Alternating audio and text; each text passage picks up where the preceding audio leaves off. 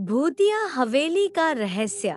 गांव के बाहर एक पुरानी हवेली खड़ी थी जिसे लोग काला घर कहते थे। हवेली की दीवारें टूटी फूटी थी, खिड़कियां जंग लगी हुई थी और छत से कभी-कभी अजीब आवाजें आती थी। गांव वाले कहते थे कि वह हवेली वर्षों से वीरान पड़ी थी, लेकिन रात को वहां से चीखने की आवाजें आती थी।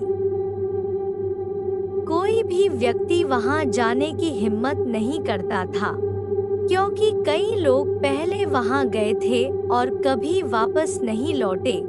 राजू और उसकी बहन रीमा दोनों ने उस हवेली के बारे में बहुत सुना था। एक दिन दोनों ने तय किया कि वे उस रहस्यमय जगह पर जाएंगे और देखेंगे कि असल में क्या है।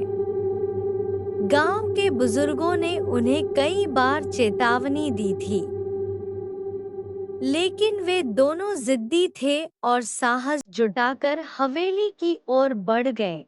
हवेली के पास पहुंचते ही उनकी त्वचा पर एक अजीब सी सिहरन दौड़ गई।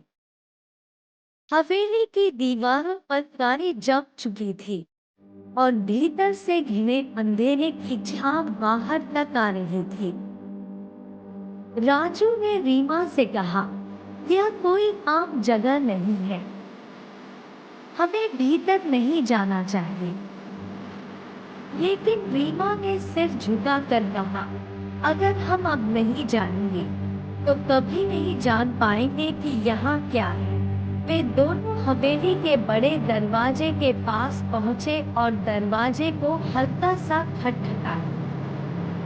अंदर से कोई प्रतिक्रिया नहीं आई। रीमा ने दरवाजे को धीरे से खोला और दोनों अंदर घुस गए। जैसे ही वे भीतर पहुंचे, एक अजीब सी गंध उनके नाकों में समा गई। पुराने लकड़ी के फर्श की चरचराहट और दीवारों से आती सर्द हवाओं की आवाज ने माहौल को और भी डरावना बना दिया। वे दोनों अंदर और गहरे घुसे, तभी अचानक एक दरवाजा बंद हुआ। राजू और रीमा एक दूसरे को घबराए हुए देख रहे थे। अचानक दूर से किसी के हल्की सी चीखने की आवाज सुनाई दी। क्या यह आवाज इंसान की थी या कुछ और था? कहानी का शीर्षक भूतिया हवेली का रहस्य। शहर से दूर एक वीरान गांव में एक पुरानी हवेली थी जिसे लोग भूतिया हवेली के नाम से जानते थे। यह हवेली बहुत ही बड़ी और भव्य थी, लेकिन अब खंडहर में बदल चुकी थी। गांव के बुजुर्गों का कहना था कि यह हवेली कभी राजा रतन सिंह की थी।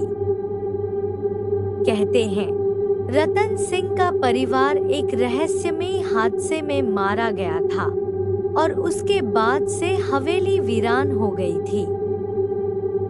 जो भी व्यक्ति उस हवेली के पास जाता, उसे अजीब सी आवाजें सुनाई देती और रहस्यमय घटनाओं का सामना करना पड़ता।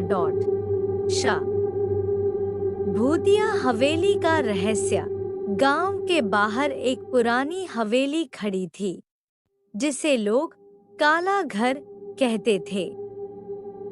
हवेली की दीवारें टूटी फूटी थी, खिड़कियां जंग लगी हुई थी और छत से कभी-कभी अजीब आवाजें आती थी। गांव वाले कहते थे कि वह हवेली वर्षों से वीरान पड़ी थी, लेकिन रात को वहां से चीखने की आवाजें आती थी। कोई भी व्यक्ति वहां जाने की हिम्मत नहीं करता था, क्योंकि कई लोग पहले वहां गए थे और कभी वापस नहीं लौटे। राजू और उसकी बहन रीमा दोनों ने उस हवेली के बारे में बहुत सुना था। एक दिन दोनों ने तय किया कि वे उस रहस्यमय जगह पर जाएंगे और देखेंगे कि असल में क्या है। गांव के बुजुर्गों ने उन्हें कई बार चेतावनी दी थी, लेकिन वे दोनों जिद्दी थे और साहस जुटाकर हवेली की ओर बढ़ गए। हवेली के पास पहुंचते ही उनकी त्वचा पर एक अजीब सी सिहरन दौड़ गई। हवेली की दीवारों पर काई जम चुकी थी और भीतर से घने अंधेरे की छांव बाहर तक आ रही थी। राजू ने रीमा से कहा, यह कोई आम जगह नहीं है, हमें भीतर नहीं जाना चाहिए। लेकिन रीमा ने सिर झुकाकर कहा, अगर हम अब नहीं जाएंगे तो कभी नहीं जान पाएंगे कि यहाँ क्या है। वे दोनों हवेली के बड़े दरवाजे के पास पहुंचे और दरवाजे को हल्का सा खटखटाया। अंदर से कोई प्रतिक्रिया नहीं आई। रीमा ने दरवाजे को धीरे से खोला और दोनों अंदर घुस गए। जैसे ही वे भीतर पहुंचे, एक अजीब सी गंध उनके नाखूनों में समा गई। पुराने लकड़ी के फर्श की चरचराहट और दीवारों से आती सर्द हवाओं की आवाज ने माहौल को और भी डरावना बना दिया। वे दोनों अंदर और गहरे घुसे, तभी अचानक एक दरवाजा बंद हो गया। राजू और रीमा एक दूसरे को घबराए हुए देखने लगे। अचानक दूर से किसी के हल्की सी चीखने की आवाज सुनाई दी। क्या यह आवाज इंसान की थी या कुछ और था? कहानी का शीर्षक, भूतिया हवेली का रहस्य। शहर से दूर एक वीरान गांव में एक पुरानी हवेली थी, जिसे लोग भूतिया हवेली के नाम से जानते थे। यह हवेली बहुत ही बड़ी और भव्य थी, लेकिन अब खंडहर में बदल चुकी थी। गांव के बुजुर्गों का कहना था कि यह हवेली कभी राजा रतन सिंह की थी। कहते हैं, रतन सिंह का परिवार एक रहस्यमयी हादसे में मारा गया था और उसके बाद से हवेली वीरान हो गई थी।